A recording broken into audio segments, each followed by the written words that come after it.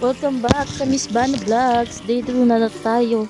At sinimulan na natin ang ating 654 Watson Pine. Pero bago ang ganda, dumaan muna tayo sa matinding subok sa pagbukas ng seal na to. Safe na safe. So ayan, umaga na nga. Tapos nagpunta na ako sa CR. Tapos naglamos na ako gamit ang ating facial wash. Yan. Tapos nabula ko na muna. Tapos sinapply ko na rin sa mukha ko para at least ma-absorb ng skin. At ayan, talagang bagong-bagong gising pa lang. Magulo-gulo pa yung buhok. So grabe nga yung pagano ko dyan, pagkuskus ng leeg ko kasi nga syempre dapat sabay na rin yan. So yan,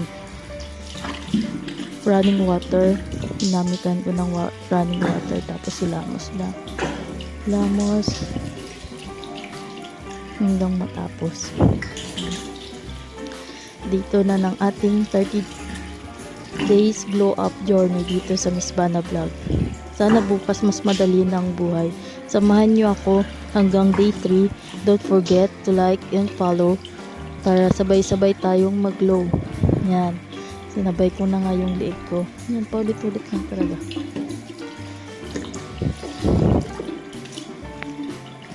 Ayan, habang naghihilamos ako, tinitignan ko talaga yung mukha ko. Tinututo ko sa camera para makita niyo yung pagbabago ba, kung may pagbabago.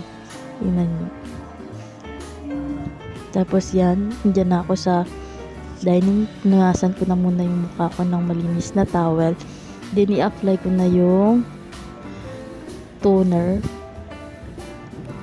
So mild lang kasi hindi dapat to hindi dapat siya madami, dapat mga 3 drop. Then saka ko in-apply sa face ko. Yan, inano ko muna. Yan, kinalat ko na muna sa kamay ko, tapos pinahit ko sa mukha ko, then sa leeg ko, para at least naman ma-absorb ng balat. Then ginamitan ko na rin siya ng moisturizer. Yan, kaso nalobat ako dyan, kaya hindi ko na napakita sa inyo yung pag-apply ko sa face ko. Then after nya, pumunta na ako ng sa room para maglagay naman ng retinol.